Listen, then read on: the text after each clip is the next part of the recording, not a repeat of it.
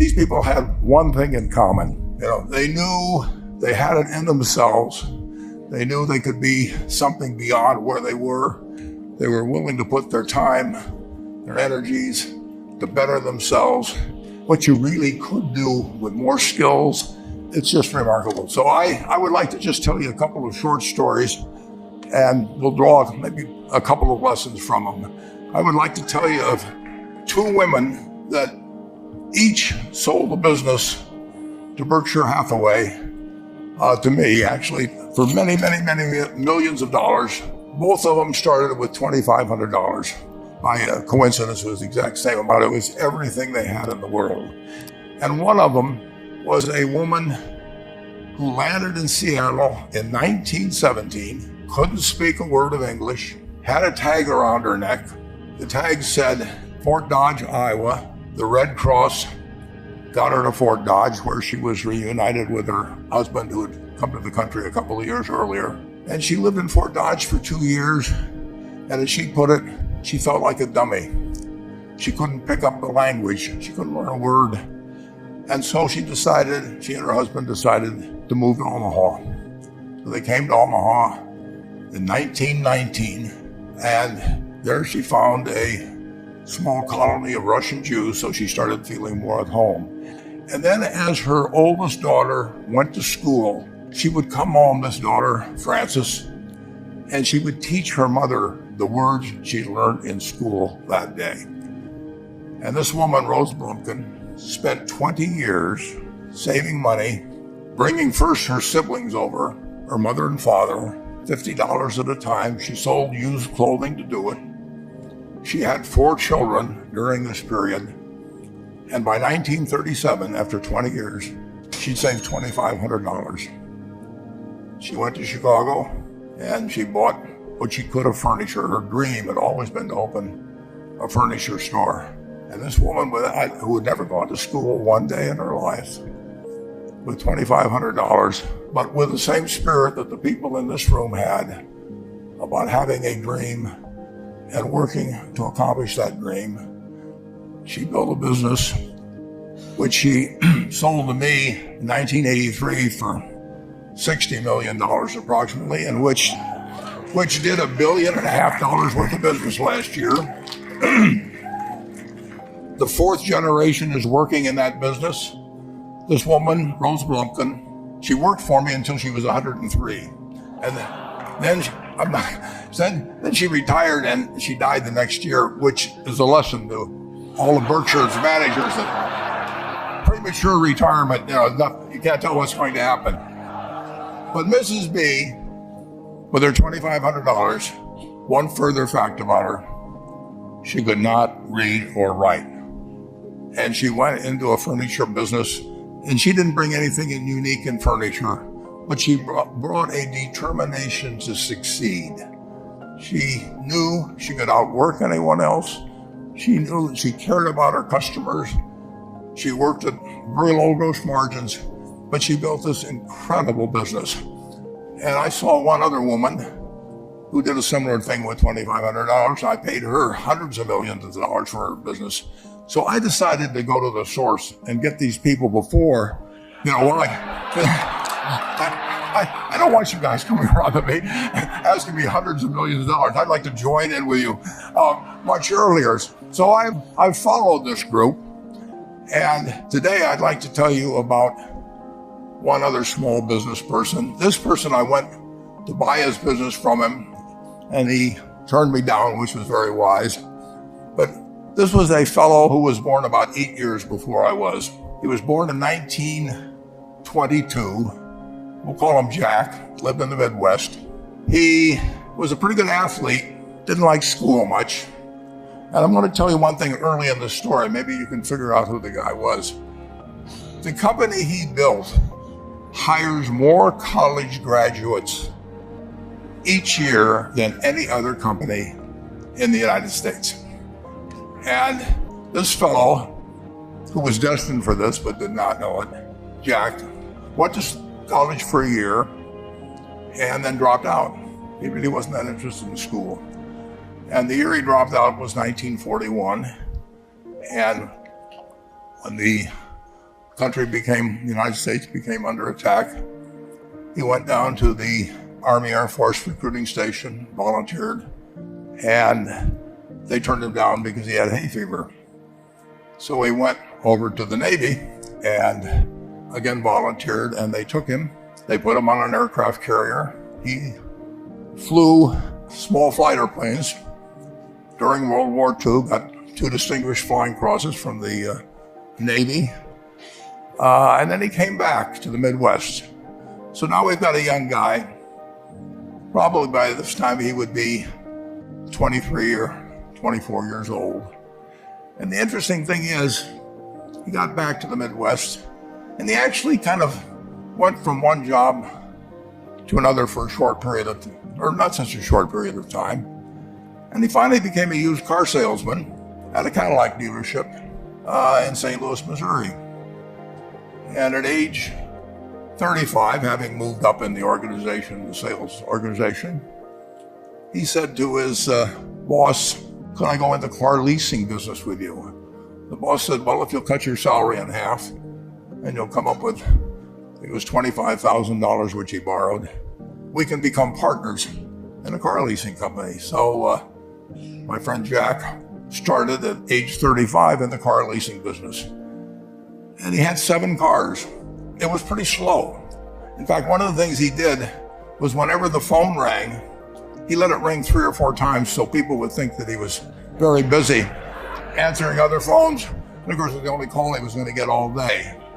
So his first venture was okay, but it wasn't really going to go anyplace. And there's a lesson in this for all of us.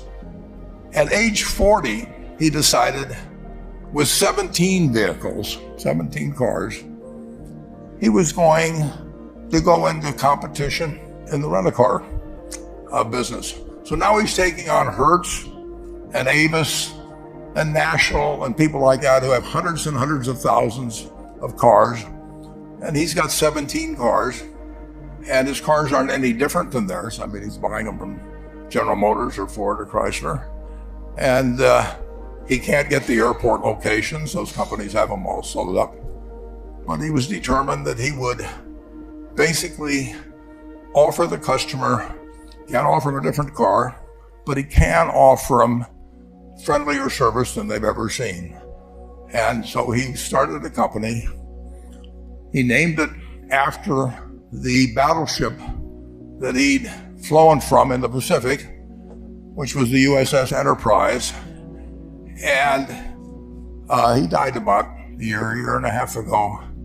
But when he died, his rent-a-car company, starting with those 17 cars, was worth more than Hertz and Avis and all the rest of the rental cars put together.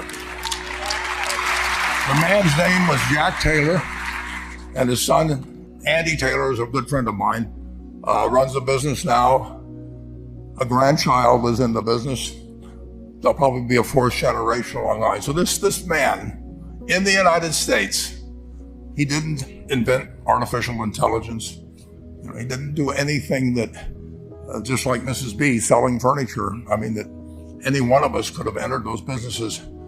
But he lived by the creed, basically, of delighting his customers and working with people and establishing the relationship with them so that they in turn would want to delight the customers. He couldn't go out there and take care of every rental car possibility, but he learned how to project himself and his attitude toward his fellow man and his desire, to make a friend out of every customer.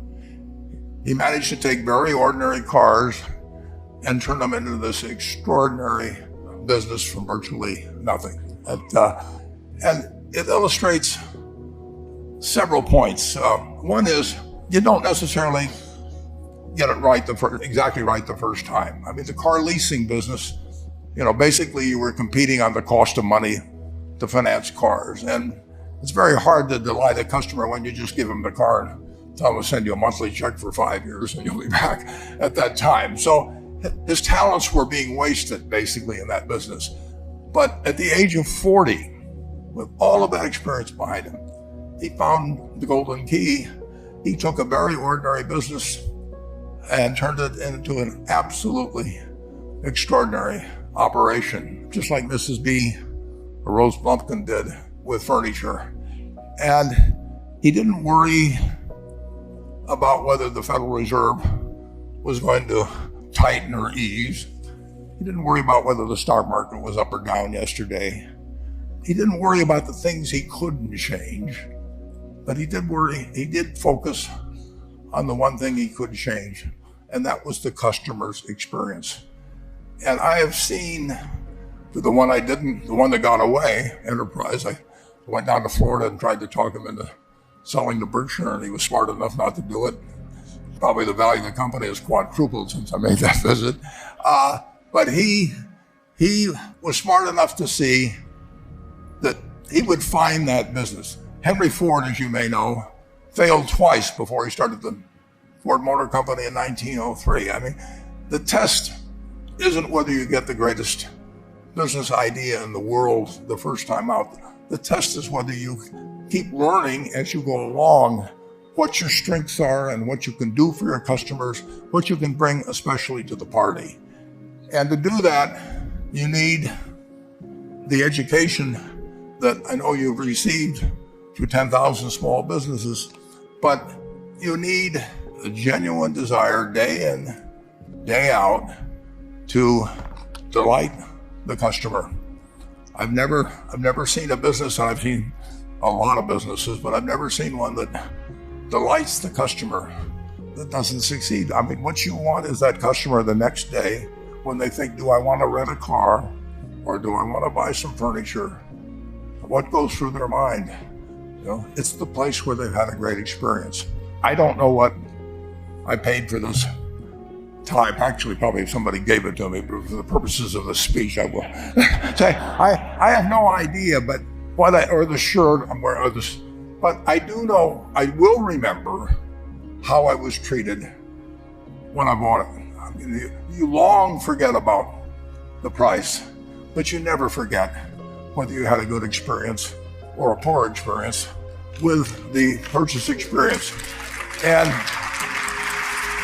you'll have a hard time finding a person that's had a wonderful experience, a delighted experience in purchasing anything that isn't going to come back. And similarly, if the memory is of rudeness, indifference, whatever it may be, they're never going to come back. And as a small business owner, and as you grow, you have to not only be able to project that interest in people's well-being, in delighting them yourself, but you have to do it through other people. And you won't be able to do it through people who themselves do not feel they're being fairly treated, that their views aren't appropriately considered. So you really do have to learn to multiply yourself through other people. And I advise the young people to come to Omaha. We have a number of classes. The key is to, certainly in terms of your personal life, the most important decision you'll make is the spouse that most of you will likely have. And it's very important to surround yourself with people that are better than you are. You are going to move in the direction of the people you associate with. So you constantly, I've been enormously lucky in that respect. I mean, I've just had teachers and friends and a spouse that really was a better person than I was. And I had enough sense to learn from these people that life went better if you behaved better yourself. It took a while. So I advise you to seek out, as your partner in business, your partner in life, whatever it may be, look for the people that actually are examples to you rather than somebody that you think you need to straighten out yourself. And simple rules like that, delighting customers, working through other people, associating with people that will cause you to move in a better path than you might otherwise have. They will take you so far in life that it's hard to believe. I mean, they took Rose Blumpkin without being able to speak a word of English, couldn't read or write, and they took her to what is now a $1.5 billion business. And incidentally, there's been no money put in it since the $2,500. That's been the total capital paid into the Nebraska furniture market. And I think if you looked at Enterprise, I don't know their books the same way, but my guess is that very little equity capital has been added to Enterprise over the years. The business built on itself. So I want to tell you, I admire this group enormously. When I met Dr. Mellow's class on September 22nd, 8 years ago, I was thrilled. And I admire people that are doing what you have done. Working hard at your job at the same time. You took on an added, really, lot of hard work to further your skills. 99% graduate. I mean, it's a mind-blowing statistic. And I'm looking at 2,200 people here who I admire. I'm cheering for you, and I can tell you the best is yet to come. Thank you.